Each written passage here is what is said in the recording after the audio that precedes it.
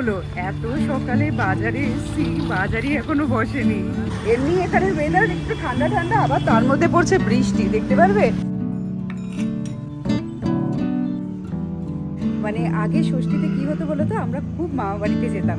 এমন কোনো ষষ্ঠী নেই যে ষষ্ঠীতে আমরা মামা বাড়িতে যাইনি। আর বিকেলবেলা সকল মেম্বারকে গুড মর্নিং জানিয়ে আজকে একটা নতুন ভিডিও স্টার্ট করছি। সমস্ত ম্যারিড মহিলাদের জানাচ্ছি বৌমা ষষ্ঠীর অনেক অনেক শুভেচ্ছা। আর ম্যারিড মহিলাদের হাজবেন্ডদের মানে আমার দাদাদের জানাচ্ছি শুভ জামাই ষষ্ঠীর অনেক অনেক শুভেচ্ছা। আজকে জামাই ষষ্ঠী, আবার রোববারও। খুব ভালো একটা দিন পড়েছে। মানে যারা যারা প্রাইভেট অফিসে কাজ করে বা গভর্নমেন্ট অফিসে কাজ করে, তাদের তো খুবই সুবিধা যে রোববার দিন পড়েছে, বেশ জমিয়ে খাওয়া দাওয়া হবে, রান্নাবান্না হবে, সব কিছু হবে। আর আজকে যেহেতু রবিবার বলে তোমার আমাদের তো বাজারে যেতেই হবে। সেই বাজারে যাওয়ার জন্য আমরা বেরিয়ে পড়েছি। এখন টাইম হচ্ছে 8:12 বেজে গেছে। তো সকাল সকালই বেরিয়েছি। আমাদেরও কিছু কিছু প্ল্যান আছে আজকে ষষ্ঠী বলে। এই যে আরেকজন বাইক নিয়ে রেডি হয়ে গেছে, চলে এসছে। গুড মর্নিং জানাচ্ছে সবাইকে। জামাই ষষ্ঠী শুভেচ্ছা বলে দে। জামাই ষষ্ঠী না? হ্যাঁ, আচ্ছা আচ্ছা আচ্ছা। অনেক অনেক শুভেচ্ছা সব ছেলেদের। হ্যাঁ, সব ছেলেদের। আর মেয়েদের বৌমা ষষ্ঠী শুভেচ্ছা। রান্না করো। মেয়েরা খালি রান্না করবে, ছেলেরা খাবে না রে। একদিনই তো হয় ছেলেদের বাবা। ঠিক আছে, চলো যাচ্ছি বাজারে এখন।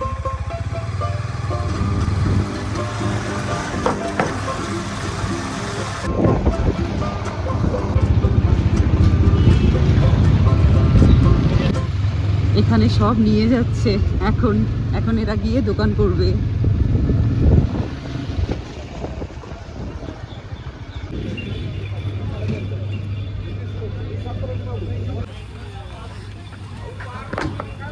আজকেই প্রথম হলো এত সকালে বাজারে এসছি, বাজারই এখনো বসেনি,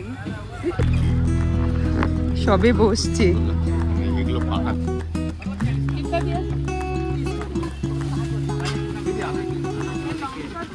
আজ তো ষষ্ঠী, বাজার হয়ে গেল।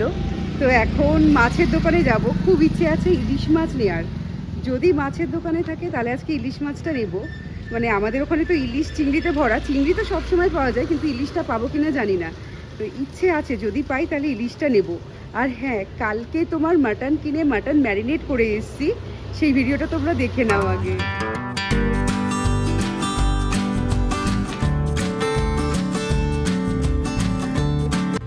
আজ সকালে বাজার যাওয়া, রান্না করা সব কাজ একবারে করতে পারবো না।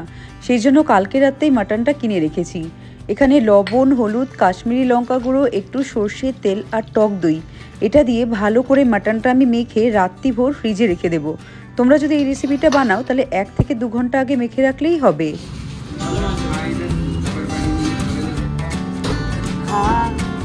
মাছের দোকানে গিয়ে দৌড়ে দৌড়ে দেখি ইলিশ মাছটা রয়েছে। দেখেই শান্তি, তাহলে ইলিশ আজকে পাচ্ছি। এখানে বিভিন্ন রকম দোকান নেই, আর তুমি অনেক মাছ দেখে নেবে সেটারও কোনো উপায় নেই। তো এখানে আমাকে 3টে মাছ দিয়েছিল, আমি 3টে মাছ থেকে বেছে একটা নিয়েছি। আর এদিকে দেখছি ভীষণ ঝড় উঠে গেছে। ইলিশ পেয়ে গেছি। ইলিশ 1300 টাকা করে কিলো নিল, বেশ দামি, কিন্তু মাছটা ভালোই লাগলো, বেশ ভালো। হ্যাঁ বল। আর জামাই ষষ্ঠী জমে যাবে মাটন ইলিশ। বউ দিচ্ছে জামাই ষষ্ঠী। হ্যাঁ, শাশুড়ি এখন শ্বশুরবাড়িতে যেতে পারছে না, শাশুড়ি এখন দিতে পারছে না, তো বউ খাওয়া। এত সুন্দর একটা জামাইকে তো জামাই ষষ্ঠী দিতেই হবে না। এই মা, বৃষ্টিও পড়ছে দেখো। এমনি এখানের ওয়েদার একটু ঠান্ডা ঠান্ডা, আবার তার মধ্যে পড়ছে বৃষ্টি, দেখতে পারবে। এই যে বৃষ্টি পড়ছে। ও হেভি ওয়েদার, খাওয়া দাওয়ার জন্য একদম লাভলি। যা রে, ব্যাগটা ভিজে গেছে। চ চ তাড়াতাড়ি করে যাই আগে। হ্যাঁ, আমরা আগে থেকেই প্ল্যান করে রেখেছিলাম ব্রেকফাস্ট কিন্তু আজকে বাইরেই করব। বাজার থেকে ফিরে এসে আমাদের বাড়ির সামনে একটা দোকান আছে যেখানে পোহা পাওয়া যায়। তো এখান থেকেই আমরা দুজনে 2 প্লেট পোহা নিয়ে নিয়েছি, এর সাথে নিয়ে নিয়েছি চা। এখানে কিন্তু বেশিরভাগটাই পোহা অপশন থাকে ব্রেকফাস্টে, হয় পোহা না হলে ইডলি ডোসা। ইডলি ডোসা খাবো না আজকে, যেহেতু অনেক কিছু খাবারে আছে, তাই আমরা এখান থেকে পোহাই নিয়ে নিয়েছি। তো বাড়িতে এসে প্রথমে ফ্রেশ হয়ে নিয়েছি, ফ্রেশ হয়ে জামাটা চেঞ্জ করেই ঢুকে গেছি রান্নাঘরে। এখানে আগে মাটনটা বসিয়ে দেবো, যেহেতু মাটন কষতে অনেক সময় লাগে, তাই কড়াইতে সর্ষের তেল দিয়ে পেঁয়াজ কুচিগুলো আমি ভাজতে বসিয়েছি। আর এদিকেও মাছটাও ধুয়ে নিয়েছি, মাছেও লবণ হলুদ মাখিয়ে রেখে দেবো। আর মাটনের জন্য যে মশলাটা দরকার তার জন্য মিক্সি জারে রসুন, আদা আর কাঁচা লঙ্কা আমি ভালো করে পিষে নেব, অল্প জল দিয়ে নিয়েছি।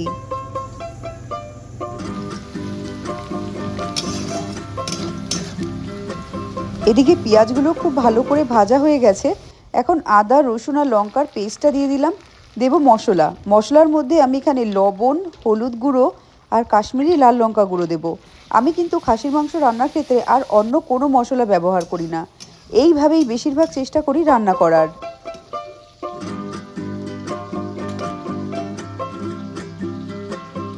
মশলা খুব ভালো করে কষিয়ে নিয়েছি, আর যখন তেল বেরিয়ে এসছে এখানে দিয়ে দিলাম আগে থেকে ম্যারিনেট করে রাখা মাংসটা।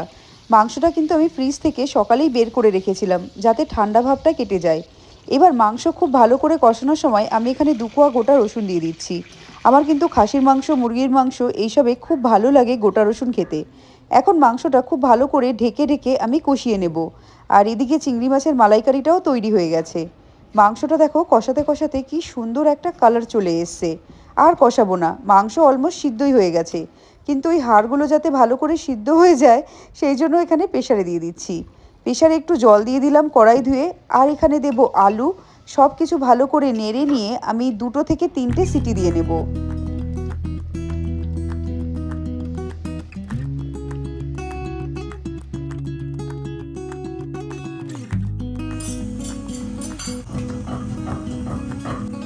ষষ্ঠীর বাজার আজকে আমাদের একদম জমে গেছে। ইলিশ মাছটা কি সুন্দর বেরিয়েছে দেখো। আমার মোটামুটি এখন সমস্ত রান্না কমপ্লিট, শুধু 2টো জিনিস বাকি আছে। একটা হচ্ছে ডালটা বানাবো, ডালটা এখানে সিদ্ধ করা আছে, শুধু ওই ফোড়ন টোড়ন দিয়ে সম্বার দিলেই হয়ে যাবে। আর সবার শেষে বানাবো ইলিশ মাছ, চিংড়ি মাছ আর রুই মাছ বানিয়ে নিয়েছি। আর মাংসটাও হয়ে গেছে, প্রেসারে সিটি দেওয়া আছে, ওটা দমে থাক তারপরে। আর এখানে হচ্ছে তোমার ইলিশ মাছের জন্য মশলা বাটছি, এটা হাতেই বেটে নিচ্ছি। হাতে বাটা মশলার স্বাদই আলাদা।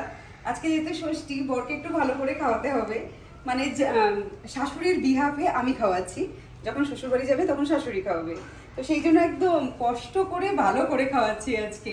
আর যেহেতু জানো তো সকাল সকাল উঠে বাজারে গেছিলাম না, সেই জন্য আজকে রান্নাটা অনেক তাড়াতাড়ি আমার হয়ে যাচ্ছে। এখন ঘড়িতে প্রায় 12:30টা বাজে। এর মধ্যে আমার অলমোস্ট 60-70% হয়ে গেছে, আর এই 2টো করলে পুরো ডান।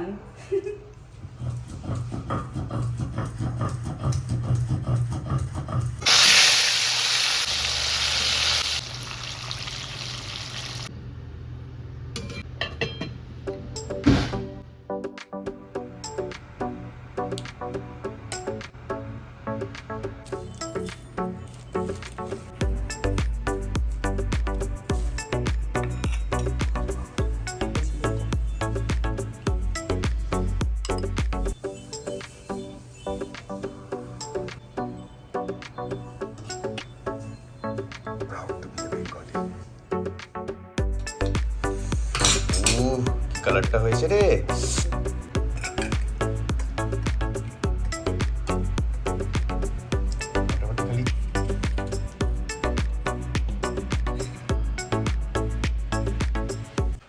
সমস্ত কিছু গুছিয়ে নিয়েছি, আর আজকে না একদম অন টাইম নিয়েছি। এবার সব কিছু বেড়ে নেওয়ার পালা। এই যে ভাগে ভাগে ভাগে ভাগে সব আছে। আর হ্যাঁ, এই মিষ্টি চাটনি, এটা আম কোড়ার চাটনি বানিয়েছি কাঁচা আম দিয়ে, আর এই আলু ভাজা, এই 3টে জিনিস কিন্তু আমি কালকে বানিয়ে রেখেছিলাম। জানতাম আজকে এত কিছু সম্ভব হবে না, তো এই 3টে জিনিস কালকের, আর বাকি সব জিনিস আজকে বাজার থেকে এসে কুটে কাটে ধুয়ে নিয়ে রান্না করা।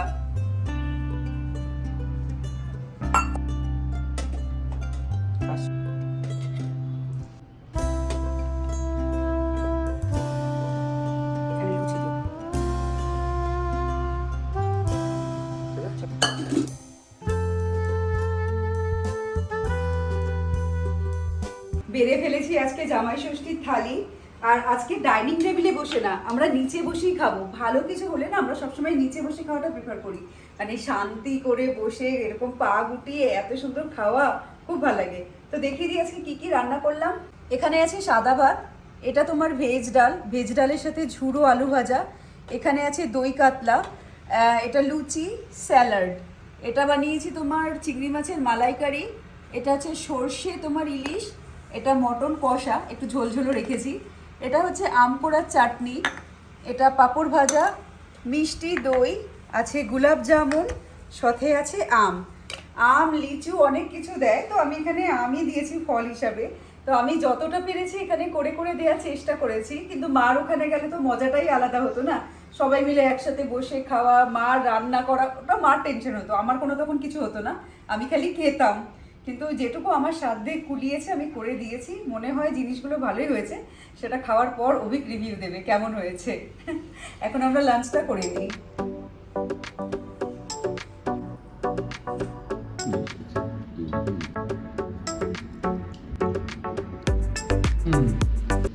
মাংসটা ফাটাফাটি হয়েছে।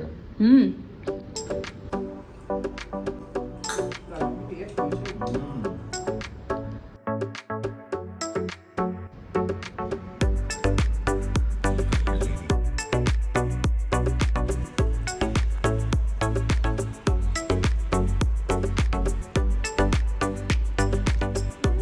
এক একটা পদ এক এক বার্গার, র্যাঙ্ক ওয়ান করা খুব মুশকিল কোনটাকে।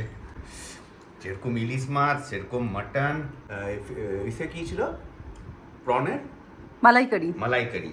ও পয়েন্টের পর যাবে না, যেরকম 1 পয়েন্ট পয়েন্ট পয়েন্ট পয়েন্ট পয়েন্টের পর ওরকম টাইপের র্যাঙ্ক টাইপের দিতে হবে। আমি মুখও গুড়গুড়িয়ে মানে ই করতে পারছি না, কি বলবো আমি, এত অপূর্ব সব রান্না হয়েছে। Thank you. ওয়েলকাম। আমি আর অভিক এখন রেডি হয়ে গেছি, রেডি হয়ে বেরোচ্ছি ইসকনের জন্য। মানে আগে ষষ্ঠীতে কী হতো বলো তো, আমরা খুব মামা বাড়িতে যেতাম। এমন কোনো ষষ্ঠী নেই যে ষষ্ঠীতে আমরা মামা বাড়িতে যাইনি। আর বিকেলবেলা মানে দুপুরবেলা তো ষষ্ঠীর খাওয়া সবাই জানে যে কী হতে পারে বাঙালি বাড়িতে। আর বিকেলবেলা না বাবার সাথে মামা বাড়ি সবার সাথে মিলে না আমরা ঘুরতে যেতাম। তো আমার সেই জিনিসটা খুব ভালো লাগতো। এখানে তো এখানেই ঘরেই আছি, ঘরে আর কোথায় যাব। তো আজকে সারাদিনের জন্য আমরা ক্লাউড কিচেনটা বন্ধ করেছি, বন্ধ করে বললাম আজকের দিনটা এনজয় করব। তো এখন সেই জন্য ইসকন, বিকেলবেলা এদিক ওদিক যাওয়ার মধ্যে ইসকনটাই আছে একটু দূরে আর বেশ ভালো, তো তাই এখন যাচ্ছি ইসকনে।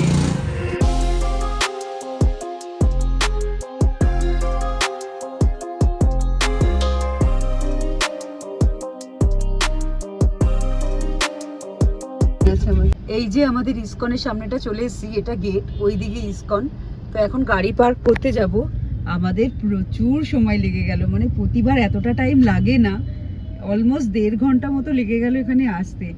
এস্টিমেট ভেবেছিলাম 7:10-15 মধ্যে চলে আসব, এখন বাজে 7:45। তাও ঠিক আছে, 8:30-9টা নাগাদ বন্ধ হয় বলে ঠাকুরকে ভালো করে দেখতে পারবো। কিন্তু রাস্তায় এত জ্যাম, আর কি বলবো, ঘুরিয়ে ঘুরিয়ে এসছে অনেক। মানে রাস্তাটা আমাদের খুব বেশি চেনা না, গুগল ম্যাপ দেখেই আসি আমরা। এত ঘুরে ঘুরে এসছি, নিজেরাও টায়ার্ড হয়ে গেছি আস্তে আস্তে।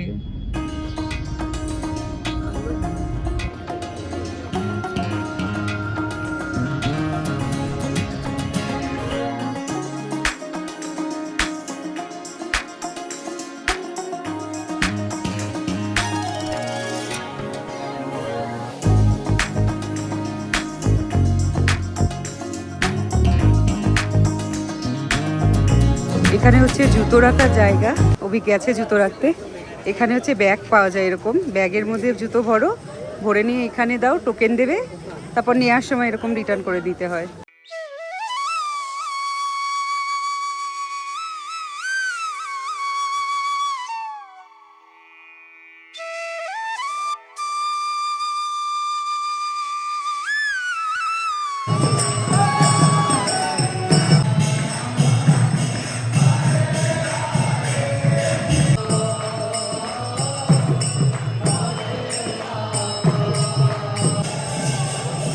আজকে ঠাকুরকে এত সুন্দর লাগছে, এই লাল হলুদ ড্রেসটা পরে যেন চোখ ফেরানো যাচ্ছে না। ক্যামেরা সত্যি কথা সেরকম দৃশ্যটা তোলে না যেটা আমরা সামনে থেকে দেখি, কিন্তু দারুণ লাগছে ঠাকুরকে দেখতে।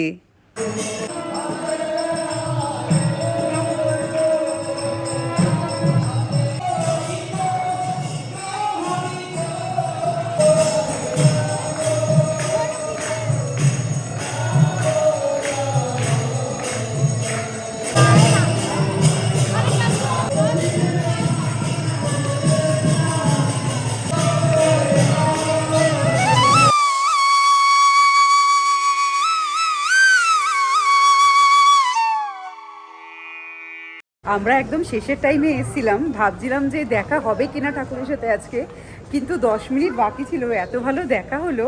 আর এবার আবার পুজোর ফুলও পেয়েছি, কত ফুল দেখো। 3টে গোলাপ পেয়েছি, একটা ওর মাথায় একটা লাগিয়েছি। মাথায় লাগিয়েছে, ধর আমি মাথাটা দেখাই। এই যে একটা ঠাকুরের আশীর্বাদ আমি মাথায় লাগিয়ে নিয়েছি।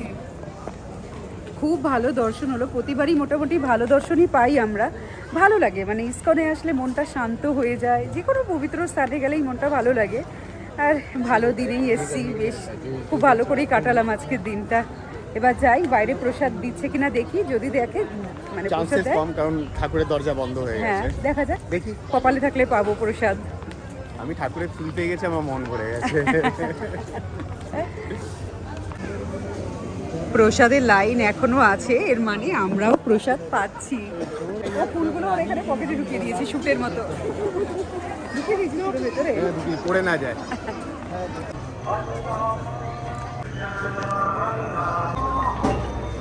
হরে কৃষ্ণ। আগে যতবার এসেছি খিচুড়ি প্রসাদ পেয়েছি, আর আজকে প্রথমবার পেলাম শিরা প্রসাদ। সমস্ত কিছু ভালোভাবে হলো, দর্শনও পেলাম, প্রসাদও পেলাম, সবটাই ভালো হলো। আর দিনটা খুব ভালো গেল। দুপুরবেলা অত খেয়ে যখন ঘুমিয়েছি না, একটুও ইচ্ছে করছিল না যে মানে উঠে ইসকনে আসি। তারপর ভাবলাম ঠাকুরের সামনে দর্শনে চলে যাই, সুযোগ পাচ্ছি যখন চলে আসি, এই ভেবে নিজে উঠেছি, তারপর একে উঠিয়েছি। আমার ইন্সপিরেশন, একে দেখে আমি ইন্সপায়ার হয়ে উঠেছি। হ্যাঁ, মানে জোর করে উঠেছি, মানে অত খাওয়ার পর ভাত ঘুম দিলে পরে কি আর ওঠা যায়? সে যাই হোক না কেন। আর আজকের দিনটা আমাদের ভীষণ ভালো গেল, ভীষণ। হ্যাঁ হ্যাঁ, আর এই ভিডিওটা এখানেই শেষ করি।